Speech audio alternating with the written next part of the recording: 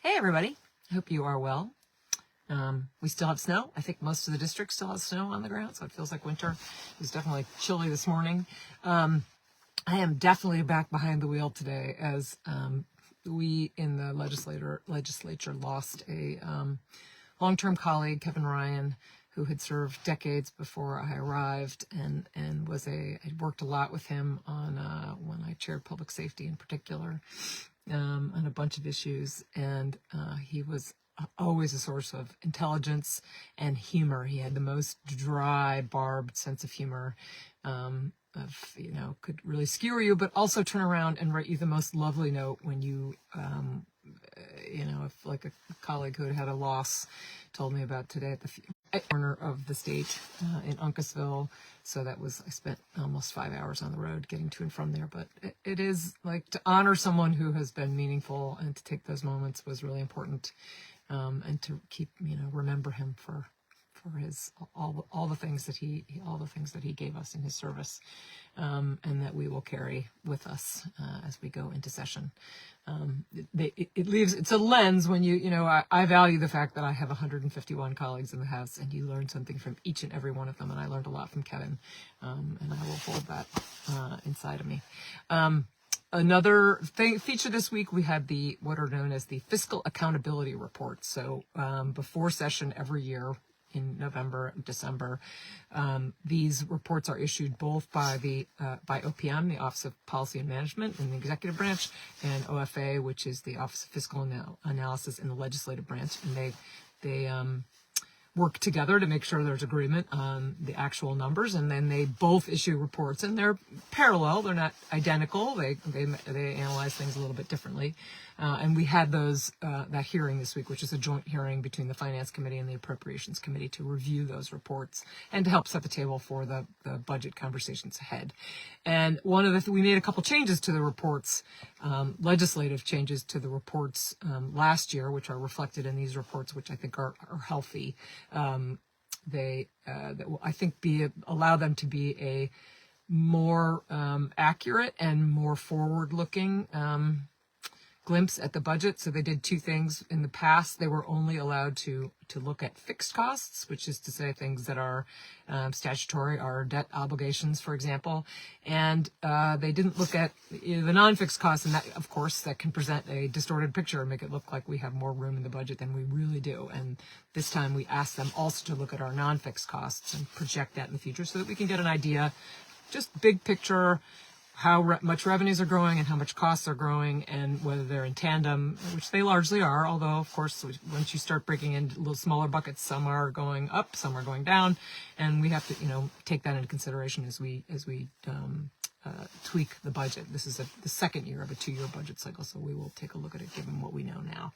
The other thing we did is we required them to do recession testing, which is to take a look particularly at our budget reserve fund and analyze those resources, both the budget reserve fund and other other revenues that we have that we can't use for the budget, and take a look at how that would hold up in a mild recession, in a more severe recession, in a medium recession, and help us figure out, first of all, it helps put a highlighter on the importance of that budget reserve fund, or the rainy day fund, as we sometimes call it. And that was helpful as well, to see that in a chart, understand what the risks are as we take a look at the budget ahead. So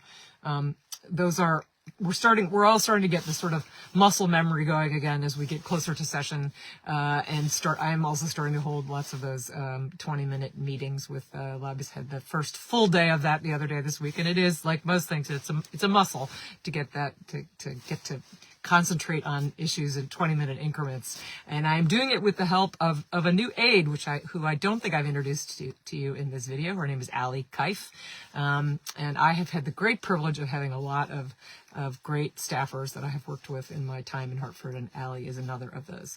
We still miss Ash, but Allie is fantastic, and I'm really excited to be working with her, and I know that she will be helpful to all of you if you have issues. She's really fantastic helping me work issues with constituents as well. Upcoming this weekend, I want to note a couple things. there's a Salisbury housing open house tomorrow, a groundbreaking for the Norfolk Firehouse, and we're celebrating the retirement of a couple of long-serving municipal officials in Cornwall on Sunday. So lots going on. And then I guess we'll close briefly on another, what I've come to think of my sort of outrage of the week, which it's whatever thing that particularly, we look at through the lens of our own experience. And as you all know, I was a federal prosecutor, and I spent a chunk of my time as a prosecutor in the narcotics division, particularly focusing on heroin trafficking, and that was at what I worked on. And at the time, a lot of the heroin trafficking was coming from Asia, so it was a lot of overseas work. And one of the things that I recall about the investigations that I worked on is the sort of distinction between, when you could actually, if you actually want to improve people's lives and shut down a particular business, you got to crawl up the chain and get at the people who are actually making money. Not the guy, you need to go through the people who are dealing drugs on the street, but they're not really your main target. And sometimes you have to, that's not just getting the people who are driving the boats, for example, is not going to end drug trafficking. You have to make sure it's a much more complicated, detailed, thorough investigation. It's also not punishable by death. So I'm having a hard time watching the federal administration decide that they can just, unilaterally decide that they can just kill a narcotics trafficker driving a boat in the Caribbean on their own, which is on their own initiative, which is at least a clear violation of the rules of war and possibly other things as well. But that's the one I'm struggling with at the moment. I know it's a lot in the headlines, and I know I'm hearing from a lot of you on it too. So I'll continue to try to use my own lens, and the people that I know that are still doing that work, who are also outraged by that. So on that note, have a good weekend, and I will see you next week.